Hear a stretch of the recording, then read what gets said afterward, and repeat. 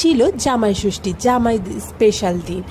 আজ এবারের জামাই ষষ্ঠীটা একটু অন্যরকম ছিল, কারণ কিনা এবারের জামাই ষষ্ঠীতে আমাদের বাড়ি যাওয়া হয়ে ওঠেনি। এবারের আমাদের বাড়িতে জামাই ষষ্ঠী হয়নি। তো আজ যেহেতু রবিবার ছিল আর তার উপর জামাই ষষ্ঠী, তো ভাবলাম বাড়িতেই নিজেরাই জামাই ষষ্ঠী বানিয়ে ফেললে কি হয়। তাই বরকে বললাম সকাল সকাল বাজারগুলো করে এনে দাও, কারণ আজকেই আমি তোমাকে জামাই ষষ্ঠী করে খাওয়াবো।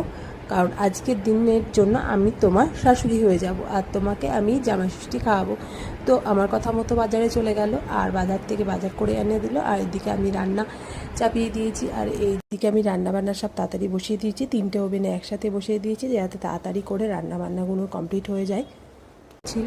তো এবার আবার রান্নাগুলো সব কমপ্লিট হয়ে গেছে, আর একে একে আমি প্লেটটা সুন্দর করে সাজিয়ে নেব, যেমন জামাইয়ের প্লেট হয়। তো এইদিকে আমি প্লেট সাজিয়ে নিচ্ছি, আর একে একে যতগুলো রান্না করেছি সব কিন্তু এইভাবে সাজিয়ে নিচ্ছি। তো তোমাদের আজকে জামাই ষষ্ঠীর মেনুতে কী কী ছিল তোমরাও জানিও, কারণ আমি খুব বেশি রান্না করিনি, যতগুলো রান্না করেছি সেগুলোই সুন্দর করে একটু জামাইয়ের মতো সাজিয়ে দেবো। তো হয়ে গেল।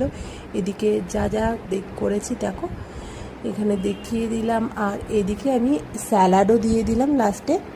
এবার আমি তোমাদেরকে দেখিয়ে দিচ্ছি কী কী রান্না করেছি। ফার্স্টে করেছি মাছের মাথা দিয়ে ডাল, তারপরে চিংড়ি মাছের মালাইকারি, তারপরে এখানে চিকেন কষা, আমের চাটনি, আর এদিকে আছে আম, টক দই, স্যালাড, আর এদিকে 5 রকম ভাজা। আমি বরকে বসিয়েও দিয়েছি, আর এদিকে ছেলেও বসে পড়েছে। তারপরে একটু পাখার বাতাসও দিয়ে দিলাম, ওইটা একটু ফাউতে দিয়ে দিলাম, কারণ সব হচ্ছে যখন এটা বাদ যাবে কেন।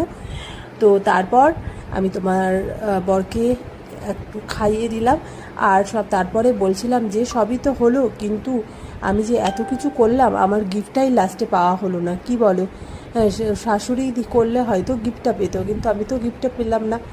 তো যাই হোক, আজকের ভিডিওটা তোমাদের কেমন লাগলো জানিও। টাটা।